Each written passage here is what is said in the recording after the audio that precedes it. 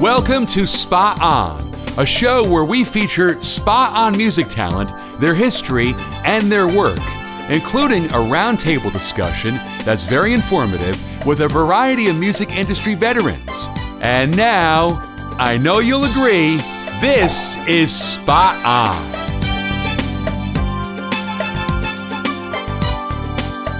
Welcome. I'm very excited to have you watching this evening. My name is Dan Blackman. I'm your host for a new show called Spot On, where we have a spotlight on some extraordinary musical talent. And this is our inaugural show. So good to have you here. Without any further ado, I want to introduce you to our first guest. She's a singer, songwriter, actress, producer, so versatile. Her name is Miss Cassandra Kubinski. Welcome. Hi, Dan. Thanks for having me. So everybody always asks you this. How'd you start? How to get started? Well, by middle school, I was doing some professional theater. I had started in musical theater, community theater, singing, playing piano lessons back in northern Connecticut. And I got cast in a show called Annie in their 20th anniversary production at the Goodspeed Opera House in Connecticut when I was 12. And that kind of kicked off my crazy journey in the entertainment business. So you got the bug and you went from there. Mm-hmm. And part of your bio with the versatility, so you were in a couple movies. Yeah, I fortunately had the chance to work with Michael J. Fox in Spin City and Sean Connery in Finding Forrester, and then when I eventually moved to New York, doing some other really great theater and film projects as well. So it's been a cool ride so far. So would you like to know how I would describe your voice after hearing so many great songs?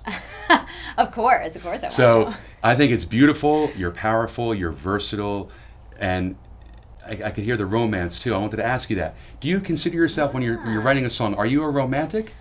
Of course. I mean, when you're a writer, right? When you're an artist, I think, who's not? There's something, it's that compelling magic of love that whether you're in it, you're out of it, you want to be in it, you're mad at it, wherever you are on that spectrum, I think that there's always a force. Yeah, I think the majority of my songs and the things that I've had success with, the things that really connect with the audience, have some element of that in them for sure. And looking at your timeline, and this is, I think, important for fans to know, and I think it helps with your writing. So for a short time at least, you lived in Nashville. I did. Mm-hmm. And how'd that shape your singer-songwriter approach? Well, I had moved to New York in 2004, and I was there for about 5 years. And things were ramping up, and record labels were coming out to the shows, and it all kind of seemed like it was looking the way it was supposed to look. And yet I was having a major breakdown about just the whole music industry and just certain cliches that I was coming up against in the industry. So I said, I'm going to bag it all. And on the advice of some trusted industry people I knew who said they thought my writing would do well in Nashville, I went down there, and I really, it was a crash course, I would say, mostly in collaboration. In Nashville is where I really started to work with other writers on a constant basis. So you get in a room with somebody and bring in an idea, or they'd bring in an idea, and then you'd be playing tennis and going back and forth, and how can we make this stronger and more compelling? So I did so much co-writing down there. It really shifted my context for that, because up until then, the albums and the projects I had put out had been mostly very introspective, like individually written stuff. So what's the process when you're writing a song? Because I don't know if you saw, Showtime had the whole thing about the Eagles, and Glenn Frey and Don Henley talked about how they learned how to songwrite. Right. And they said they learned it from Jackson Browne. Mm-hmm. They heard him when they were living in the same building underneath them, drinking some tea at the piano, and he'd play a little, write a little, stop, play a little, and then, you write a song a little at a time, piece by piece. You don't have to sit down and write the whole thing together. So with your collaboration, how'd that work with writing? Yeah, I think it depends. For me as a writer, a lot of times in the collaborative setting, the way it will work now is that somebody has got that start. They have that great idea or that fantastic hook melody, and then I'm the finisher. I come in and I take that and kind of shape the story and flesh out the trajectory of the song around it. When it's my own stuff, it's more, it could be just, a seed of a melody that I love that I start with, or an image. I'm very big on image-based writing, taking concrete images and I think visual writing really captures the imagination of the audience because they can make it, they turn it into whatever they're seeing in their mind's eye. So the songwriting process can go, it's kind of a choose your own adventure depending on where you start.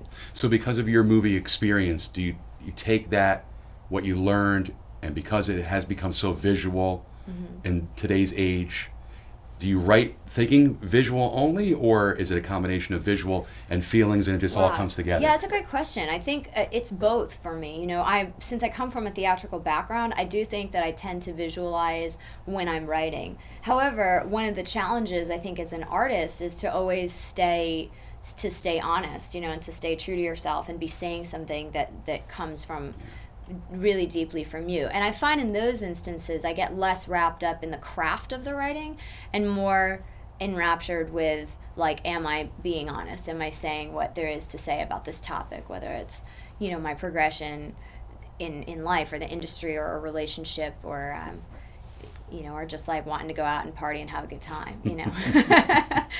Yeah. So you took Nashville. How long were you there? I was there just about a year. And you decided to come back to New York, and what was the decision-making process there? Part of it was realizing that I had really built such a community and such a trajectory in New York that I didn't realize I had built until I left.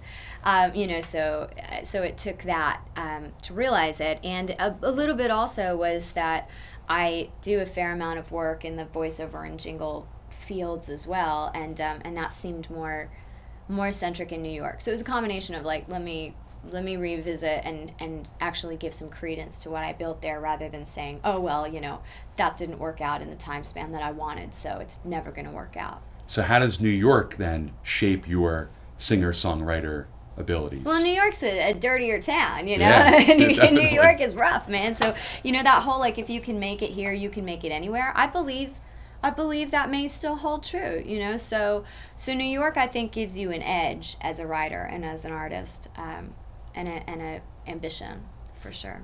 Any similarities that I can't believe that. They're different cities, but common. Huge talent, you know, is drawn to both cities, and Nashville is really opening up. There's so many different kinds of genres at this point. And New York does too. They're just you know, they're geographically different as well, and that really has a big influence, I think, on the spirit of the art that happens in both towns. I want you to hear Cassandra Kubinski and how talented she is. So we're going to come right back in just a minute. We're going to get her to play piano. It's a great story about Billy Joel. Stay right here.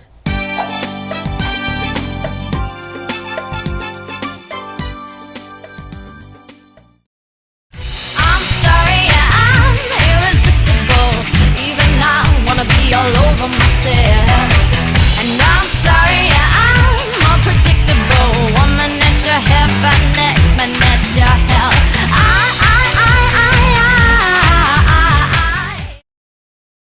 Welcome back. I'm Dan Blackman. This is called Spot On, where we have that spotlight on great musical talent. I have Cassandra Kubinski with me this evening. Good to have you here.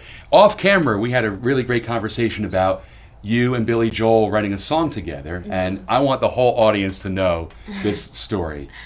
Cool.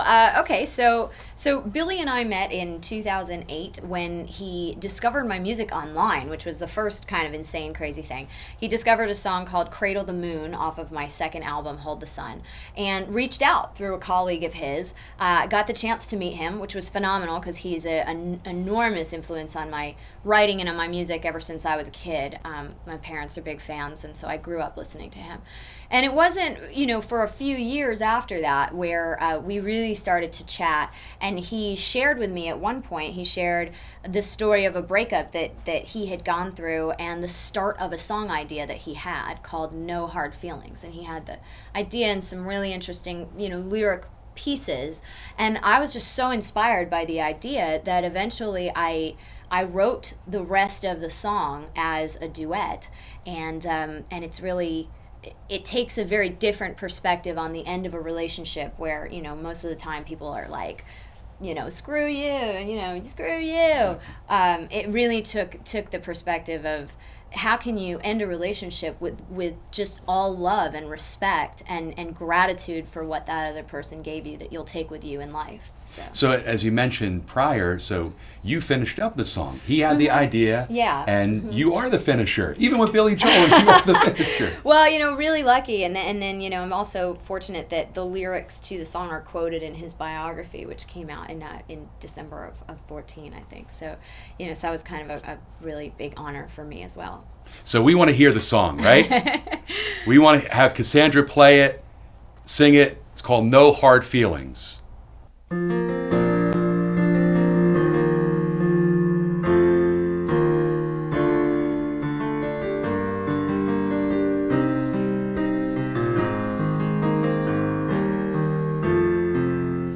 Got the house, you got the cash, the furniture and all that trash, the dog's even going with you. I should be playing bitter blues, shredding pictures and burning all your shoes, acting like my friends tell me I have a right to, but what would that do? 'Cause there's no soft landing when it comes crashing to an ending. No easy way to take you leaving so easily. But the hardest part is when I search deep in my heart. I got no hard feelings, no hard feelings, because I know you really love me.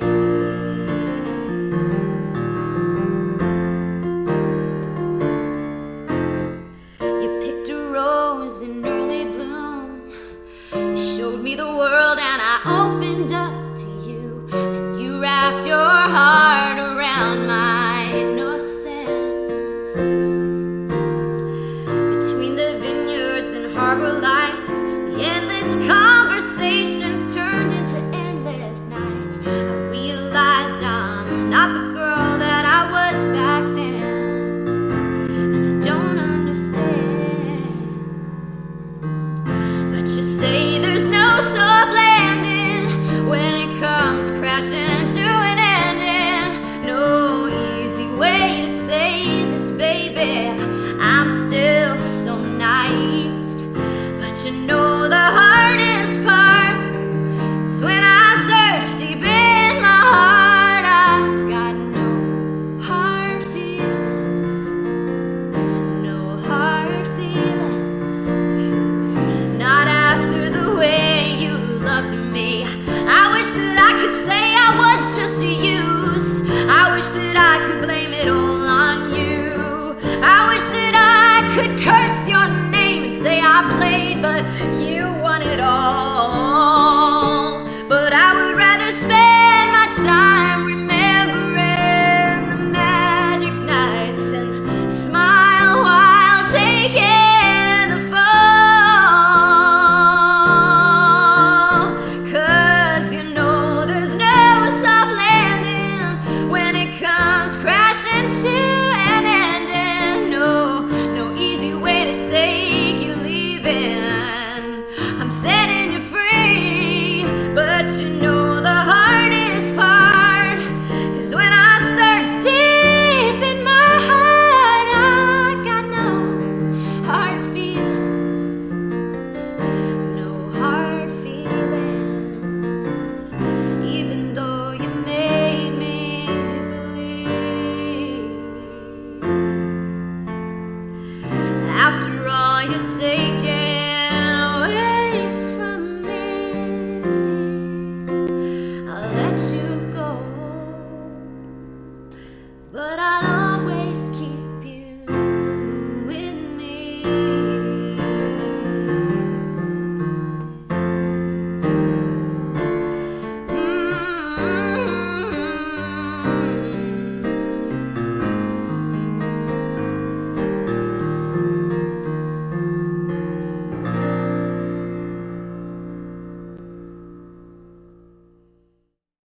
That Okay. that was awesome. Thank I you. love Dan. that. Thank you so much. We talked about you being a romantic, Mm-hmm. and I saw your song online, Avalanche, and I thought it was great. And I want to know more the background story. Oh, all right. Well, Avalanche, as you mentioned, is a pretty romantic song, and when I wrote it, it was from a really vulnerable place. And you know, sometimes you realize in the moment of writing that you're about to say something that's like your whole heart just out there, and people are going to do whatever they're going to do with that. But the song was I had ended a relationship for reasons that we don't have to get into now, but I was really conflicted about it. You know, like I just wasn't sure that I had made the right decision. And this person is just a phenomenal, amazing human being. And I was finding myself not sure about my choices at the time, and there just kept being these waves of like, I need to make that connection again. I need to make that connection again. I can't fight that love, essentially. And so that's what the metaphor was that it just felt like this avalanche, and it felt like eventually I had to surrender to it. You know, that doing this and pushing it back clearly wasn't working, and so I wanted to see what happened if I just, you know, surrendered to the whole thing, and that's what it's about. So second chances, possibly? Yeah, a little bit of a theme of that. And you know? Giving into your heart? Definitely. And, you know, and then beyond that relationship, it became more of a metaphor for other things as well. You know, these things in life that you truly love, but that you resist, you know, that you won't let yourself do. You won't let yourself feel that. You won't let yourself have that amazing thing, whatever that is. And so it became more of like an anthem for that, you know, for giving into love in whatever form it takes. So. Let's watch this great video called Avalanche. Cassandra Kubinski.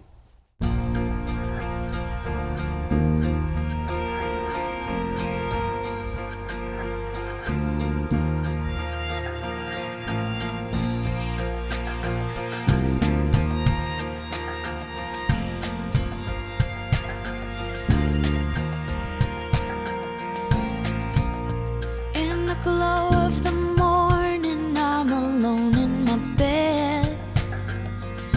Yeah, with an ache on my heart, a weight that hasn't left yet. All the words that I can't say, and the tears that I holding back the power of a mountain's worth of truth that refuses to be denied.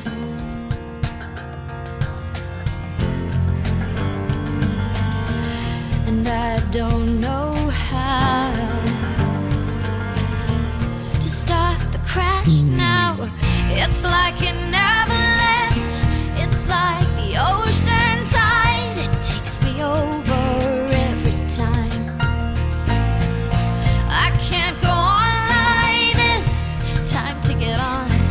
Was I to believe I could ever win the fight against your love?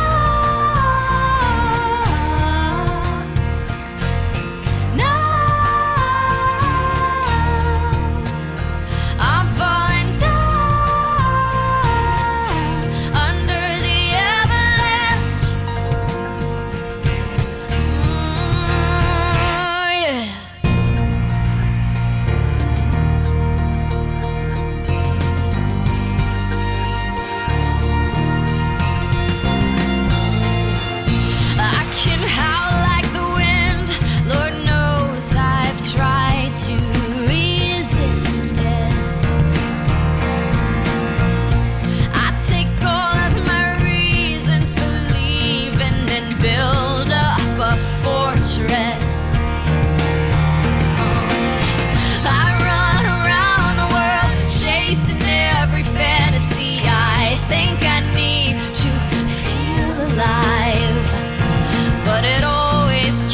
Up to me, reminding me that there's nothing as real as the landslide. Again and again and again and again. Oh, when will I surrender to the avalanche and to the ocean tide that takes me over every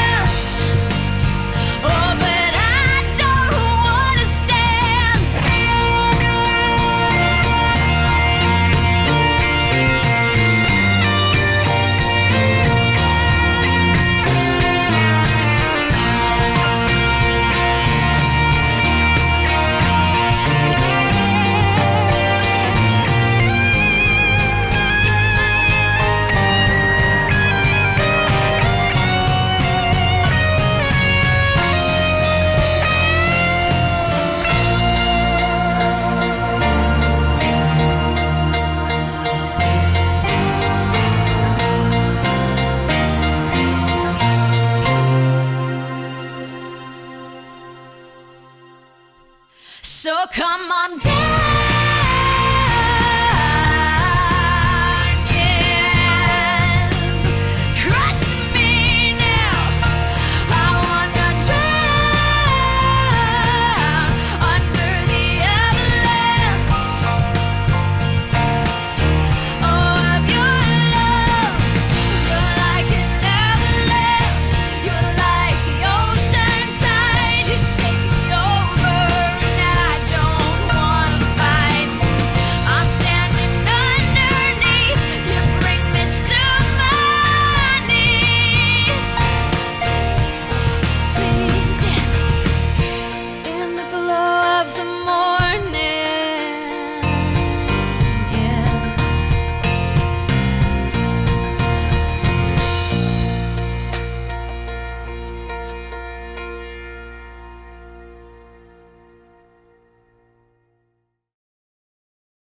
You've fallen in love with Cassandra and you want more of her music. Well, here's how to order.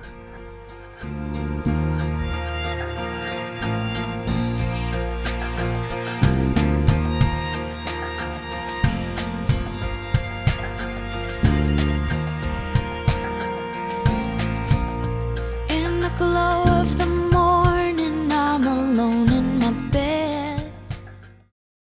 Welcome back. This is Spot On. I'm your host, Dan Blackman. We have Cassandra Kubinski here today, and we also have a 52-year veteran of the music industry.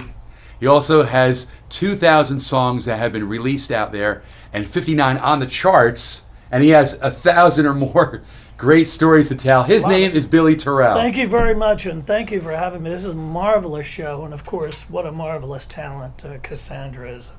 And when I was producing in the 1970s, I'd have loved to have had Cassandra around. She was, in my opinion, she's up there with Carole King, Joni Mitchell. She's the modern Carole King, Joni Mitchell, even a little bit of Laura Nyro. So I'm delighted to be here, and she's a great pal of mine. And we like to do this roundtable discussion because we want your insight as a longtime industry veteran. Right. What would you say, hearing all these great songs, what's the next thing for Cassandra? Well, I think shows like this are a big part of it because everything's going to internet. As we know, television, they're fighting now to move from cable to get all your information and streaming. And I think that having programs like this will fill in the gaps from radio, because back then pop radio was pop radio, a big variety, where today it's compartmentalized. It's more difficult for artists to get a broad audience. But this forum will add that broad audience and also give value to live performance, because many artists, their sales, their retail on their products and merchandise, they're making a lot of money, venue sales. So I think this would all lead, and Cassandra is a marvelous performer with a lot of experience and great charm. And I think more and more exposure like this will build a solid base for her to perform. And at the end of the day, she'll sell a lot of product, and the public, including me, will be very happy about that. And this is your chance now. You ever think, oh, as a person being interviewed, I would like to ask the interviewers or the people who are on a roundtable discussion a couple of questions. Sure. Well, I know a little bit about your history, Billy, but I think, one of the things I'm always interested in is, what are those differences in entering the marketplace? When you have music and you have music recorded, I came into the industry right on the borderline of the shift into the DIY culture, into like, the distribution was available to everybody, and all of a sudden you could own the means of production, you could own the means of distribution as an artist and get your stuff right out there. So I kind of learned that there was a model where you want to have this team around you, where you have to go out and attract a record label and a publisher and a booking agent. And I'm just curious, from your perspective on now, what would the steps be to assembling a really great team when you don't necessarily have to go with a big record label anymore? Well, yeah, the big record labels now are really in some cases they're fantastic, but in most cases, especially with indie type artists, you really don't need them. I mean, I think you're doing pretty much what you need to do. I think the approach to the business today is exactly what you have to approach it, like what we call 360. You have 360 degrees of all the key elements. You've got wonderful songs. You're a wonderful player. You're a wonderful performer. You sing great. And I think all of that is, you've got the whole pie. And I think that with more and more exposure, of course, you're getting songs in commercials and anywhere you can get the exposure and you can build that audience. But the good news for you is when that audience shows up, you're the real deal, the whole package. They're not just getting a piece here and a piece there. The key is be a performing artist, and you can deliver as well live as you can in recording, and you'll bring that whole sensibility, that whole passion to the audience. And it'll be, for my money, it'll be just like a wave. It'll be like pulling the stopper out in the water or run out, and there you are. Thank you. Cool.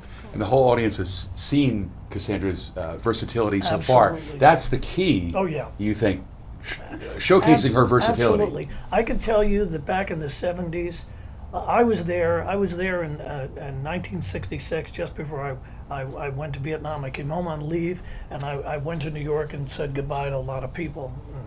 Thankfully, not for the last time.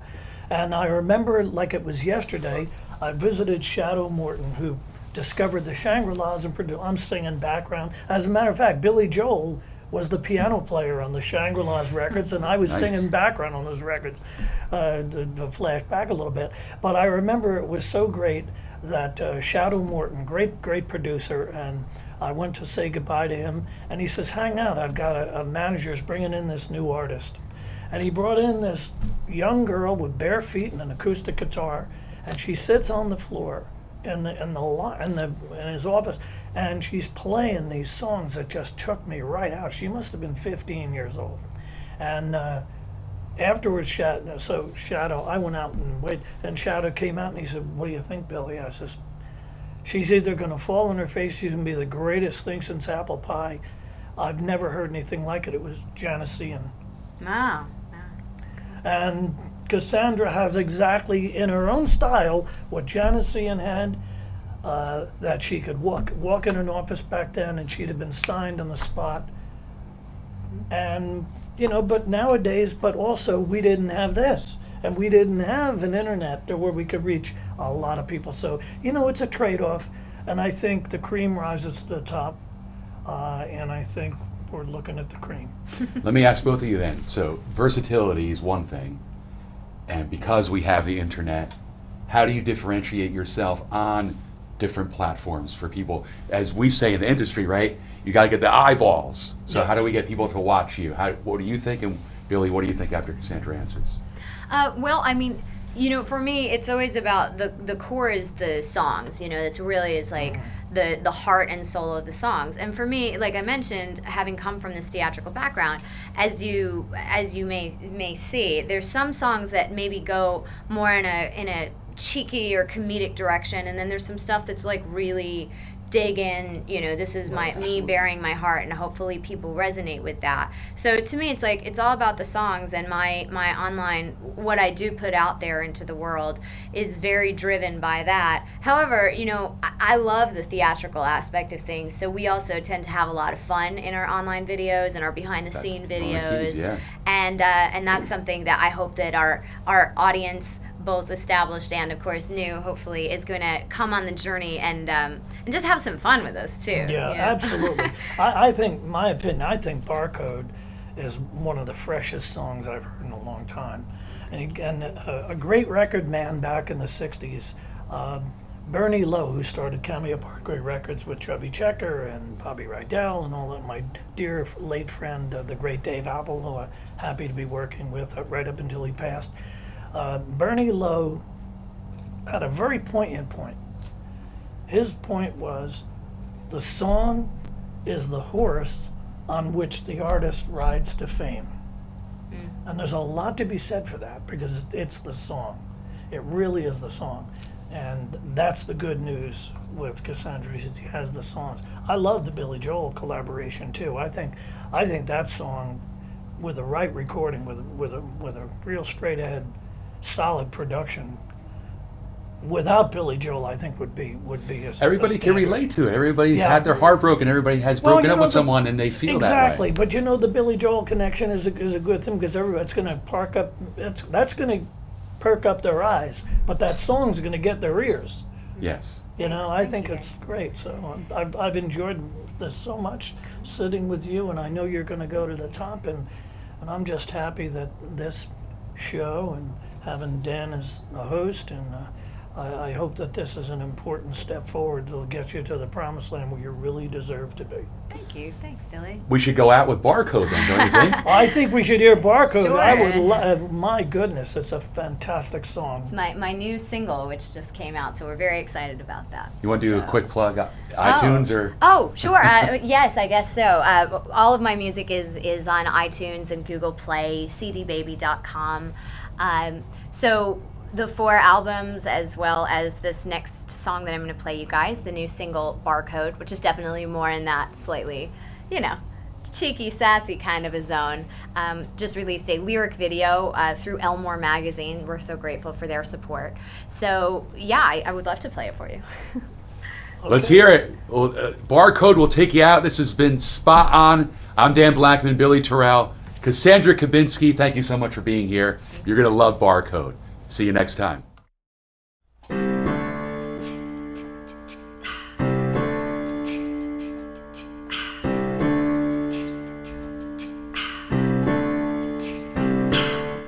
Well, I stopped into the grocery thinking I'd get a little milk and bread. But suddenly, what do I see at the cashier? Something sweeter instead. There you are with that body, checking you out, looking so delicious. And now I want to bag that smile, even though it wasn't on my list. Oh, cha-ching, you got my heart ringing, and you don't even know. I want to scan you like a barcode, know everything that there is to know. Yeah, I want your digits, want to know where you've been at and what you like. So what's your price? Wanna wrap it, a baby paper or plastic? I wanna put you in my basket, take you home, take off all your clothes, and scan you like a barcode, like a barcode. Now I won't even ask for a discount, and I don't need a receipt, no, 'cause I would never return you, and I bet your goods are guaranteed, aren't they? I could wait by the fresh meat, you could be my special delivery. We could get saucy, making a call for a cleanup on aisle 3. What, boy, back it up like a truck. I wanna load you up, I wanna scan you like a barcode, know everything that there is to know. Yeah, I want your digits, wanna know where you've been at and what you like. So what's your price? Wanna wrap it, a baby paper or plastic? I wanna put you in my basket, take you home, take off all your clothes, and scan you like a barcode, like a barcode.